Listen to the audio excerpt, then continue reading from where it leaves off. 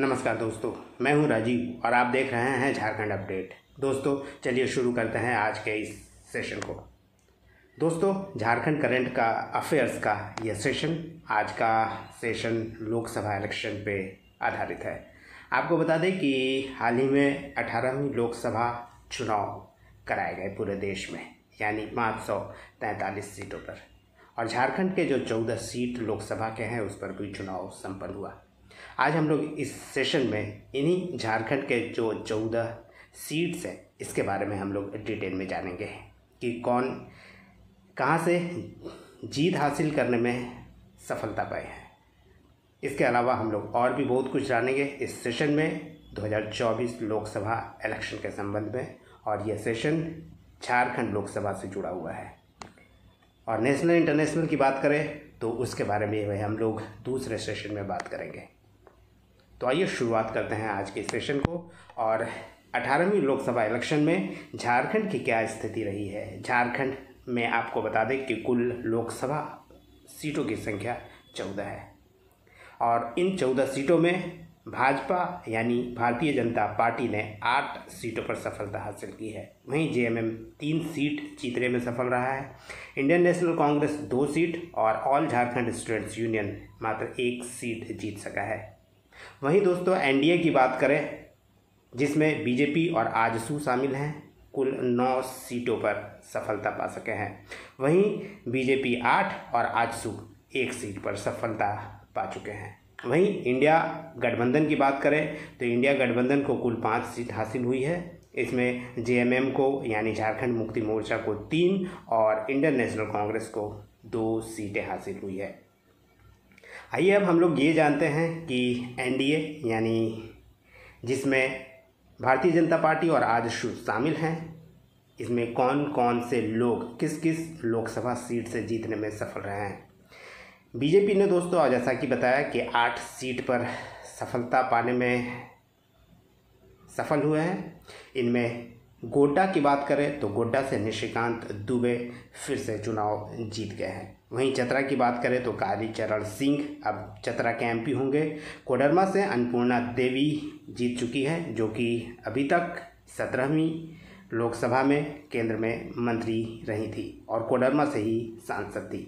वहीं धनबाद की बात करें तो धनबाद लोकसभा से डुल्लू महतो फिर से चुनाव जीते हैं, और रांची से संजय सेठ दोबारा चुनाव जीत गए हैं। वहीं जमशेदपुर से भी विद्युत वरण महतो दोबारा चुनाव जीतकर लोकसभा के सदस्य बन गए हैं। वहीं पलामू से विष्णु दयाल राम और हजारीबाग से मनीष जायसवाल लोकसभा के सदस्य बने हैं। वहीं एनडीए के दूसरे गठबंधन के सदस्य की बात करें तो आजसू गिरिडीह से जीतने में सफल रही है, और गिरिडीह से चंद्र प्रकाश आजसू के जीतने में सफल रहे हैं और गिरिडीह के एमपी बन गए हैं फिर से। वहीं दोस्तों आइए अब जानते हैं कि इंडिया गठबंधन की क्या स्थिति रही है इस लोकसभा में झारखंड से।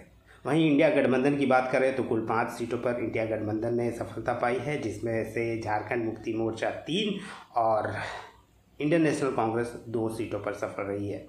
वहीं झारखंड मुक्ति मोर्चा की बात करें तो राजमहल से विजय कुमार हांसदा सांसद बने हैं।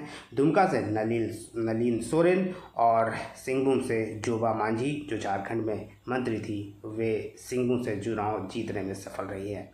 वहीं इंडियन नेशनल कांग्रेस की बात करें जिसने 2 सीटें हासिल की है। खूंटी से कालीचरण मुंडा, आपको बता दें कि खूंटी से अर्जुन मुंडा अभी तक सांसद थे, जो केंद्रीय मंत्री भी थे, वह खूंटी से चुनाव हार गए हैं। यानी खूंटी के अब नए सांसद हैं कालीचरण मुंडा, और लोहरदगा के सांसद सुखदेव भगत। इसके अलावा आपको बता दें कि झारखंड में कुल 4 चरणों में चुनाव कराए गए थे, 13 मई से 1 जून 2024 के दौरान, और 4 जून को मतगणना हुई। मतगणना में की काउंटिंग की गई थी। वहीं और कुछ बता दें कि हारने वाले प्रमुख लोग कौन है झारखंड से। खूंटी से अर्जुन मुंडा, जो केंद्रीय मंत्री थे, खूंटी से सांसद थे, वे चुनाव हार गए हैं। दुमका से सीता सोरेन, जो हाल ही में जेएमएम छोड़कर बीजेपी में शामिल हुई थी, वे भी चुनाव हार गई है। इसके अलावा सिंहभूम से गीता कोड़ा भी चुनाव हार गई है, और सिंहभूम से जोबा मांझी अब नई लोकसभा की सदस्य होगी। वहीं अन्नपूर्णा देवी की बात करें तो अन्नपूर्णा देवी झारखंड में सबसे ज़्यादा मतों से जीतने वाली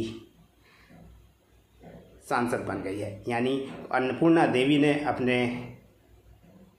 निकटतम प्रत्याशी को सबसे ज़्यादा वोटों से हराया है। वहीं नलिन सोरेन जो कि दुमका से जीते हैं, सबसे कम वोट से जीतने में सफल रहे हैं। दोस्तों, इसके अलावा आपको बता दें कि लोकसभा सीट्स का कंपैरिजन क्या है 2019 की तुलना में।